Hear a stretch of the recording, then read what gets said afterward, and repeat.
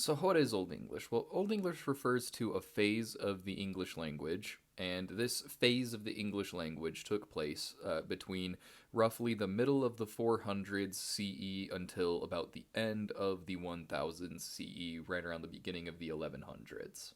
And it, of course, went through a lot of changes throughout that time. That's like 6 to 700 years of history. It wasn't the same at the end of that time as it was at the beginning.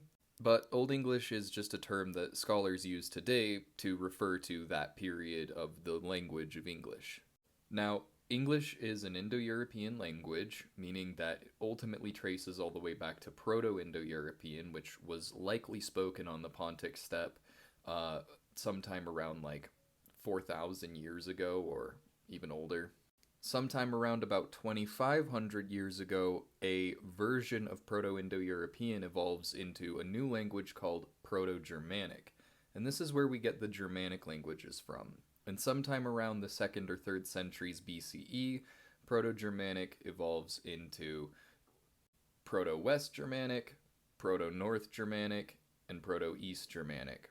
Now, Proto North Germanic is what goes on to give us the North Germanic languages, like Old Norse, which breaks down into Old East and Old West Norse, and then eventually those become, your Norwegian, Danish, Swedish, so on and so forth.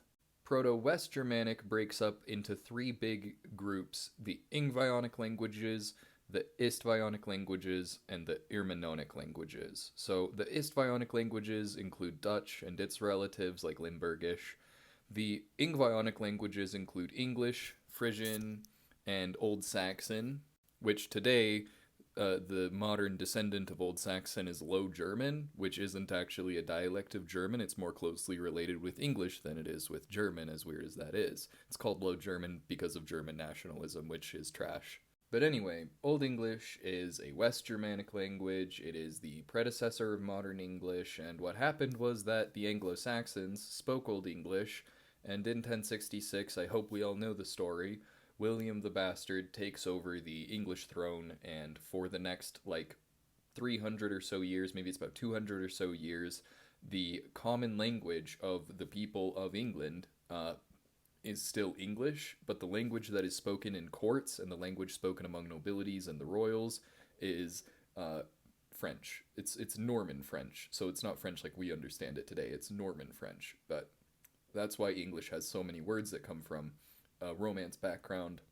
I mean, there were Latin loanwords into Old English before that, but there are a lot of words that came in from that period. So yeah, I hope that clears up the confusion. If you have any questions, let me know.